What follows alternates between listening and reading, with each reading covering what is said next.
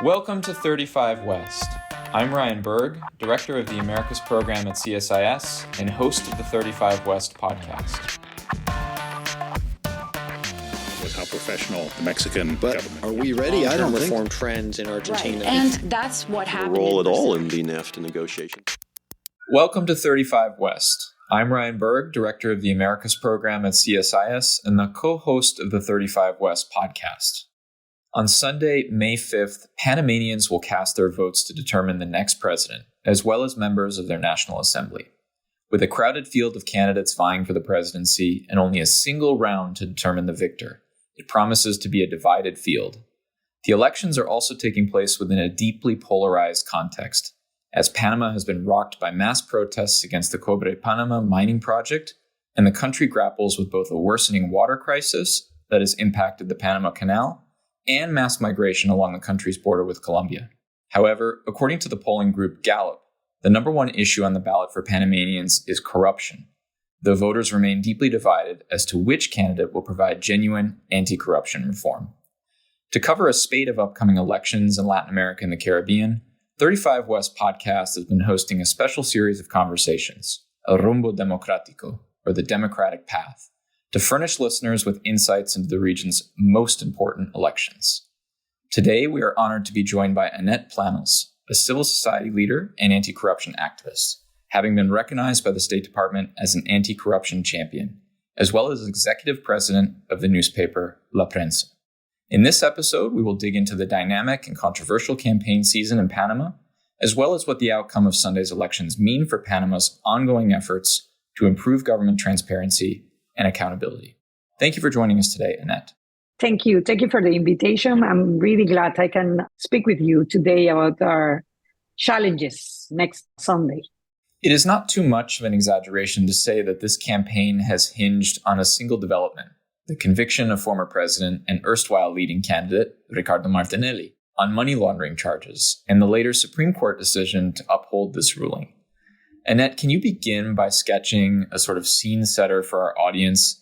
How has this conviction impacted the race? How has it been received by the Panamanian electorate? Well, it's really complicated because, as you said, the polls are saying that corruption is one of the first issues to address in these elections. But we had an ex-president, Ricardo Martinelli, which was leading the polls and is known to be a corrupt actor in political arena. Even the State Department designated him last year to be a corrupt actor when he was president of Panama.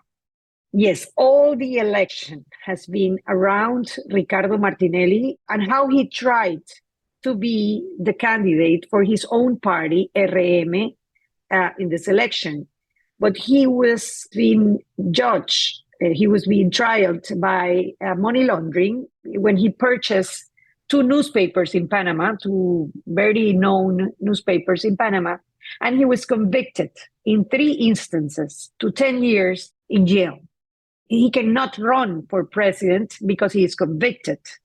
But this was just, 2 months ago from the election. And now he has a candidate that replaced him that is also being challenged if he can run or not.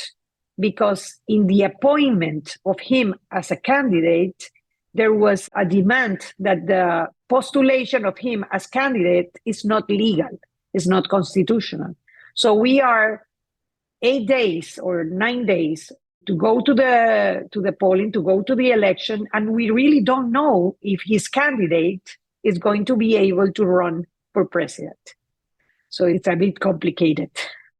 And in the meantime, I think we should say Martinelli has sought political asylum in the embassy of Nicaragua in Panama, and he is hanging out there, having indicated that he has received political asylum from Nicaragua. So my next question is that it appears as though whichever candidate emerges victorious from this race, dealing with Martinelli will be a major challenge. With Martinelli currently staying in the Nicaragua embassy, what do you anticipate happening after the election? Well, it's not really clear because Molino, which is Martinelli's candidate, has said publicly that he's going to help Martinelli. But legally, he can only do two things.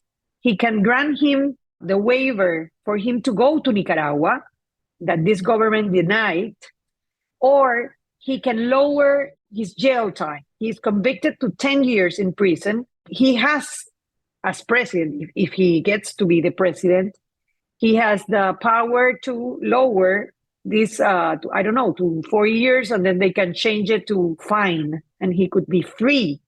No, but that's not what Martinelli wants. Martinelli has been very clear that what he wants is a new trial, because he says he's innocent and there is no legal way to make a new trial, because the Supreme Court was the last chance he had to reverse that conviction. So Mulino would face a big challenge, because if he does what Martinelli wants, he would break the law. No? And also, Martinelli is such a popular figure, political actor, that Mulino wouldn't be able to rule the country. It would be Martinelli who has the power, because Martinelli has the party, RM, which can control the Congress. And if he controls the Congress, he controls the country. So it's not very clear what would happen if Mulino gets to win the election. Corruption remains a major challenge for Panama. While there have been important strides to enhance accountability, Panama has declined in recent years, according to Transparency International's Corruption Perceptions Index, with graft remaining an endemic challenge. How will the outcome of the election impact ongoing efforts, including those driven by civil society like yourself, to improve transparency in Panama? Well, it doesn't look good. It doesn't look good because if Mulino and Martinelli, they get to power, they would appoint the next attorney general that would rule for 10 years. And if they do that, it's pretty clear we would not be able to fight corruption, at least not legally, not with justice. No, he also would appoint 4 Supreme Court judges and the next comptroller, national comptroller, and the next, we said, anticorruption czar, anticorruption secretary. So we don't have many hopes that a person who has been appointed corrupt by the United States, by the Secretary Department of the United States, is going to help us fight against corruption. No, we have other 3 candidates, which are the second in the polls.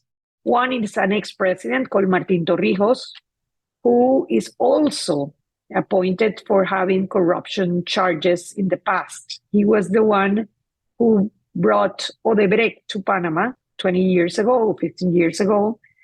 And he was involved in a corruption case called Semis. He never got to be judged because he went to the Parlacén, as the same as Martinelli, and he resigned just when he was going to be judge. So we don't have many hopes in Torrijos either. And the other 2, well, they will have to see. No, one of the problems is that the civil society in Panama, we have faced many challenges organizing, accessing to funds, because Panama is supposed to be a big income country. So it's very difficult for civil society to get funding to organize. No, so it's very weak right now, the civil society. And we try, we are fighting. We have many leaders in the civil society who have made great sacrifices, and that they're trying to promote transparency and accountability, but it's not easy. It's not easy, and it doesn't seem it's going to get better in the next government. Despite Martinelli's conviction on corruption charges, some of his supporters still view him, and by extension his replacement, José Raúl Mulino, as the most honest candidate in the race.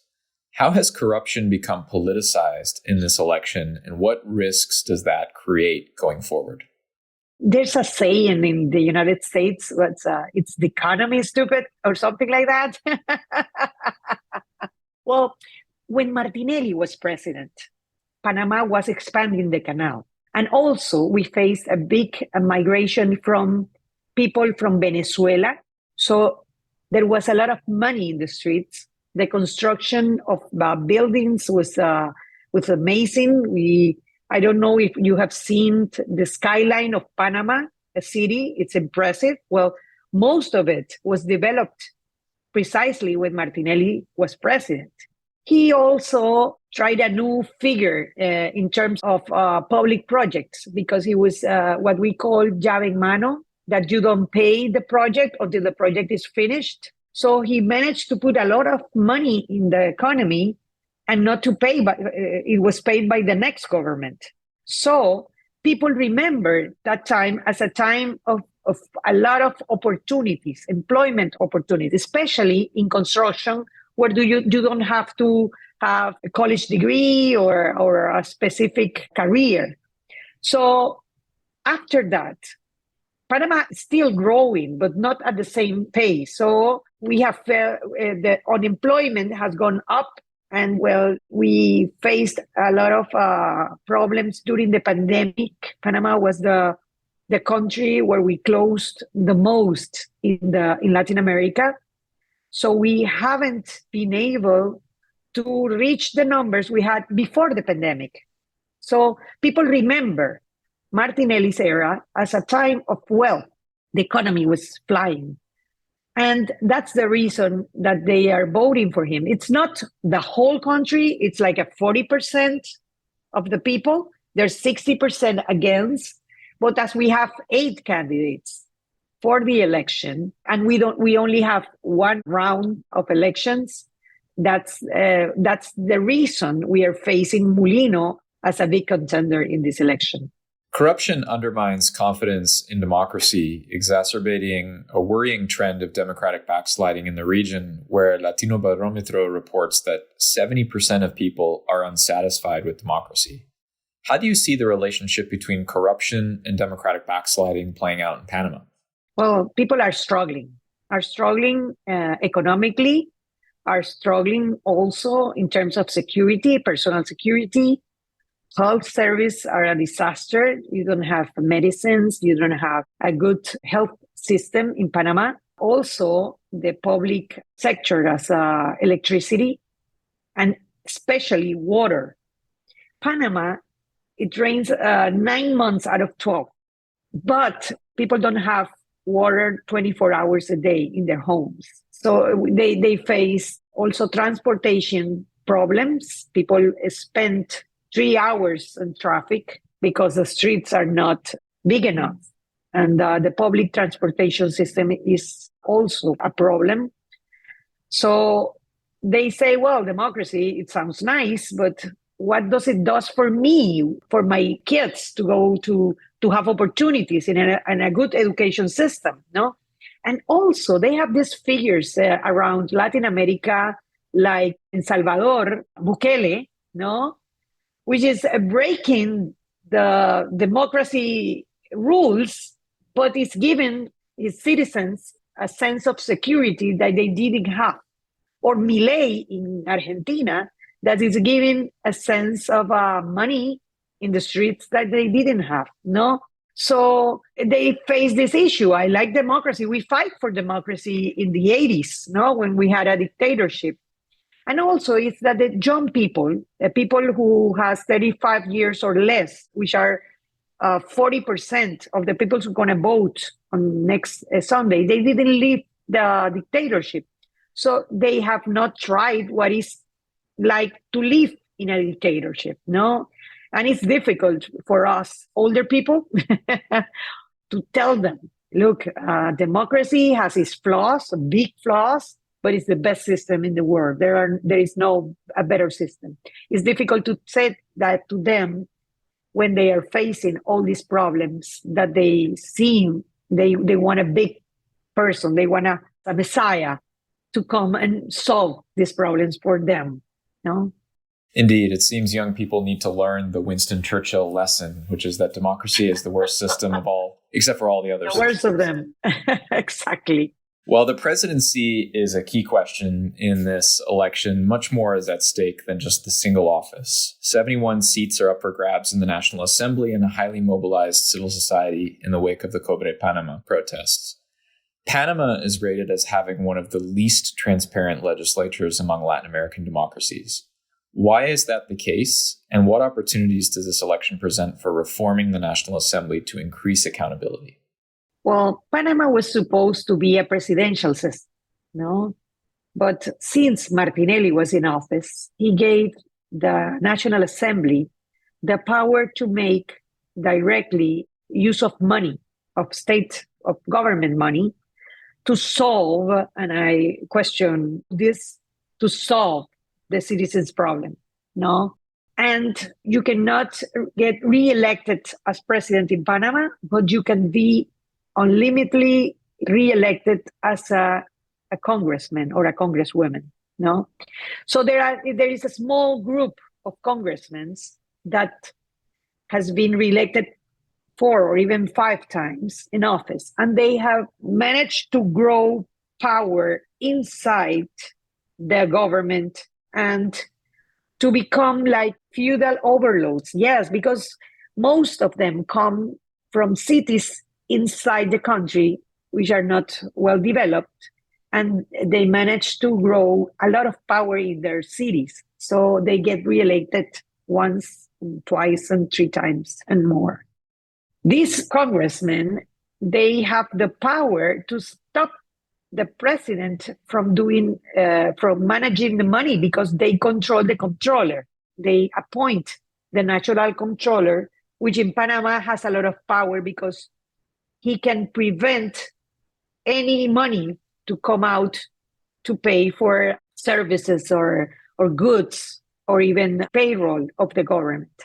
That has created an unbalanced power because the Congress has to give balance to the democracy, no, to take care that the president doesn't overrule or do things that he cannot, no.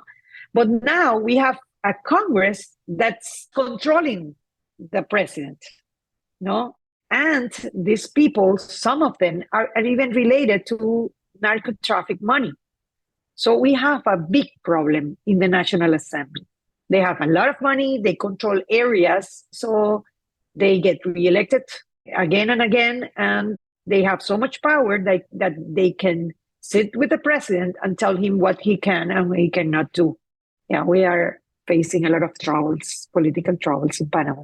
Let's talk about last year's mass movements against the Cobre Panama project, which will, in my opinion, impact the ability of a new president and legislature to implement their agenda. How can we expect the various candidates to respond to issues like mining or water access if they're elected? Well, it's weird because Panama mobilized in an incredible way last year against the mining contract. But Molino, which is the favorite to win the elections, it's pro-mine. He's in favor of the contract or in favor of mining. So how come all the country went to the streets to fight against mining, but they are also voting for the person who's saying that he's going to keep mining? It's not logical. I guess the answer is the economy. People want money in the streets. They want opportunities. They want to feel that they can provide for their children and have a job. So it's a big question mark.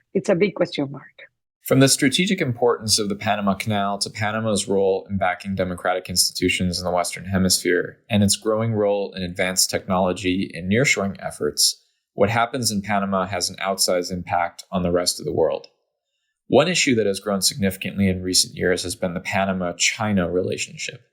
In your opinion, how likely are any of the candidates to pursue closer relations with Beijing? How likely are any of them to try to curtail China's influence in Panama? Oh, okay. Panama started relations with China in 2017 or so, 16 or 17. No, so it's a very new relationship. No, But China has been part of Panama history since before the canal, since the 1800s or even before that. And we have a big Chinese community in Panama and investments in Panama. Two of the ports, on each side of the canal, are controlled directly by Chinese companies. No, and also they are building a new bridge on top of the canal, and they are starting to make big investments in public projects. Big investment in public projects. Part of the problem, I think, is that the United States and also the European community are not investing in public projects in Panama, partly because of the Foreign Corruption Act that you have, which is good. I like the Foreign Corruption Act. I think it's a good law and every country should have it. But that leaves spaces that are being filled with companies that don't have those rules, those anti-corruption rules, like we just had with Odebrecht.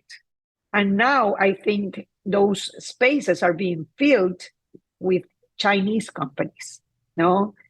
So I think there's a big job that has to be done in Panama from the United States or from the European countries, especially United Kingdom, that has maybe the same level in the Foreign Corruption Act as you have, to help us fight against corruption so we can have a level playing field that can make United States companies, European companies compete in the same level as Chinese or Brazilian or other foreign investor companies.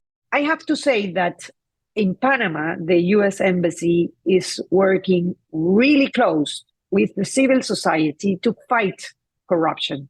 No, they have done an enormous work, and it's a very good work. They have many projects, and they are developing the State Department, the INL, the embassy, and the agencies fighting narco traffic. I'm not saying you're not, all the contrary. We, in the civil society, we feel the embassy as an ally in the fight against corruption. I'm just trying to point out what is the danger if corruption keeps growing in Panama. And that has a direct impact in the immigration in Darién. There's known that there are many organized crime that is operating, mobilizing these people from Darién to Costa Rica, and they are involved with some Panamanian agencies, and that is having an impact in the United States, So my message would be, we have to keep fighting corruption. And we have a big menace in Molino, not just Molino, but Martinelli behind. And we have to keep fighting. We have to keep fighting corruption because it's affecting everybody. It's affecting Panamanians, but it's also affecting the United States. Annette, is there something that we did not cover in this podcast? Is there anything else that you would like to highlight or add? Well, I would like to talk a bit about what the embassy and the State Department is doing in Panama. I like a project that they are giving training to judges and the attorneys and also the security people, the policemen and everything, to fight corruption, to defend freedom of speech. I would like to say that it's very helpful and to keep doing it because it makes a big difference. We have seen it. We have seen it before and now, how the judges, when they face corruption charges or money laundering or they face things about freedom of speech, how they are evolving and the ruling are more in line with the international conventions. So my message would be, don't leave us. Please keep working with us. We like working with the State Department and the U.S. Embassy. I think we have to keep on the fight. More so because the circumstances are not in our favor right now. Annette Planells, civil society leader and anti-corruption activist, as well as executive president of the newspaper La Prensa. Thank you so much for joining us on 35 West. We appreciate you taking the time to speak with us today. Thank you. Thank you for the invitation, and please keep on the good work. For you, Thank you for joining. Stay tuned for the next episode of 35 West.